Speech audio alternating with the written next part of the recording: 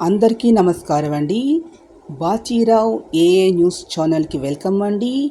ఈరోజు afternoon news చదువుతున్నది Bachirao.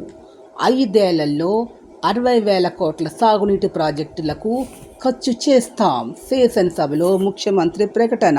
OMC గనులు, రక్షిత అడవులు, హద్దుల నిర్ధారణకు కమిటీ. జస్టిస్ సుధాంశు దునియా ఆధ్వర్యంలో ఏర్పాటు. 3 నెలల్లో నివేదిక ఇవ్వాలని సుప్రీంకోర్టు ఆదేశం. హరిత పన్ను తగ్గింపు బిల్లుకు శాసనసభ ఆమోదం. ప్రపంచంలోని అత్యధికంగా మన దేశంలో ఏటా 50,000కు పైగా పాము కాటు మరణాలు నమోదవుతున్నట్లుగా గణాంకాలు తెలియజెప్తున్నాయి. 4 గ్రేడ్లుగా పంచాయతీల విభజన. గ్రామస్థాయి, పట్టణ స్థాయిలో సదుపాయాలు. 6,292 కోట్ల సుంకాలు తిరిగి చెల్లించాలన్న హైకోర్టు ఉత్తర్వులపై సుప్రీంకోర్టు స్టే. ఏపీ ప్రభుత్వానికి ఊరట.